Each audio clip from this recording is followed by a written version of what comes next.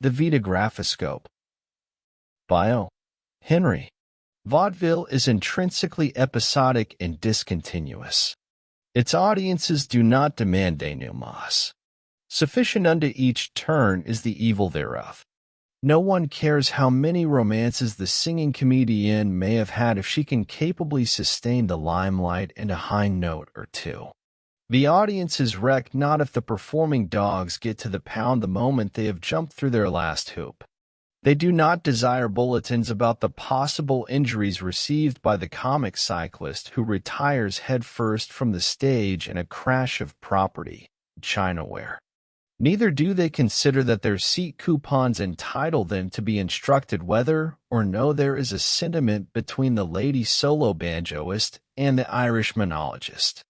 Therefore, let us have no lifting of the curtain upon a tableau of the united lovers, background by defeated villainy and derogated by the comic, osculating maid and butler, thrown in as a sop to the Cerberus of the 50-cent seats.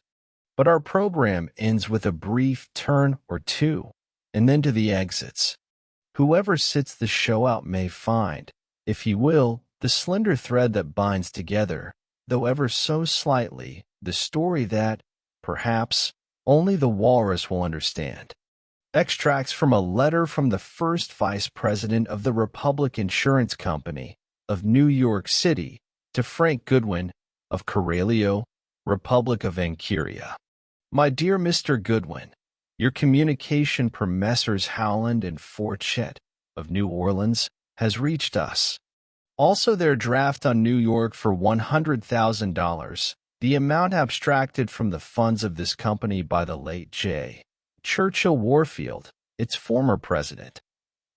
The officers and directors unite in requesting me to express to you their sincere esteem and thanks for your prompt and much appreciated return of the entire missing sum within 2 weeks from the time of its disappearance.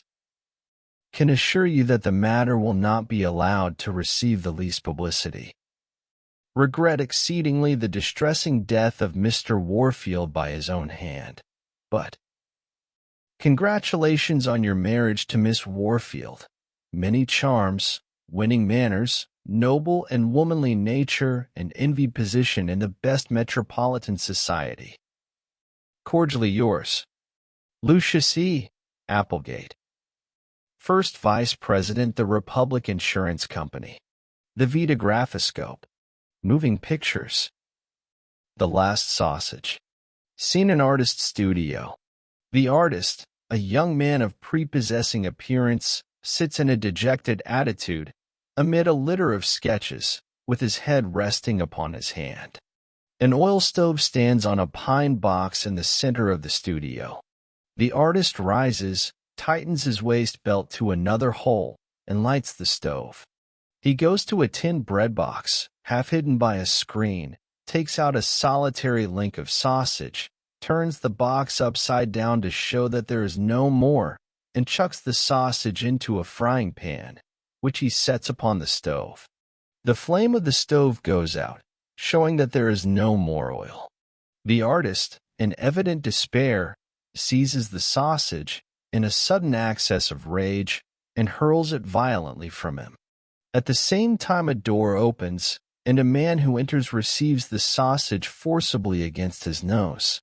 He seems to cry out, and is observed to make a dance step or two, vigorously.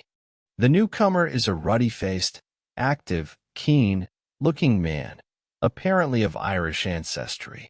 Next, he is observed to laugh immoderately. He kicks over the stove.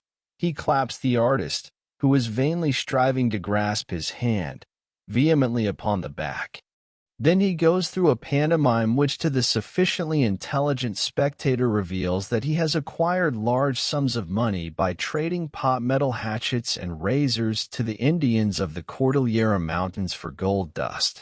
He draws a roll of money as large as a small loaf of bread from his pocket and waves it above his head, while at the same time he makes pantomime of drinking from a glass. The artist hurriedly secures his hat, and the two leave the studio together. The writing on the sands. Seen the beach at Nice. A woman, beautiful, still young, exquisitely clothed, complacent, poised, reclines near the water, idly scrawling letters in the sand with the staff of her silken parasol. The beauty of her face is audacious. Her languid pose is one that you feel to be impermanent. You wait, expectant, for her to spring or glide or crawl, like a panther that has unaccountably become stock-still. She idly scrawls in the sand, and the word that she always writes is Isabel. A man sits a few yards away. You can see that they are companions, ever if no longer comrades. His face is dark and smooth, and almost inscrutable but not quite. The two speak little together. The man also scratches on the sand with his cane, and the word that he writes is Incuria.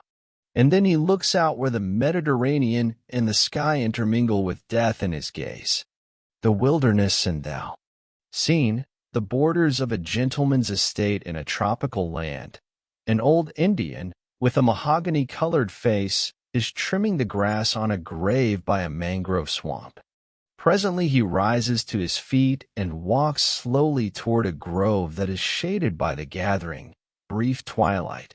In the edge of the grove stands a man who is stalwart, with a kind and courteous air, and a woman of a serene and clear-cut loveliness. When the old Indian comes up to them, the man drops money in his hand. The grave tender, with the stolid pride of his race, takes it as his due and goes his way. The two in the edge of the grove turn back along the dim pathway and walk close, for, after all, what is the world at its best but a little round field of the moving pictures with two walking together in it? The end.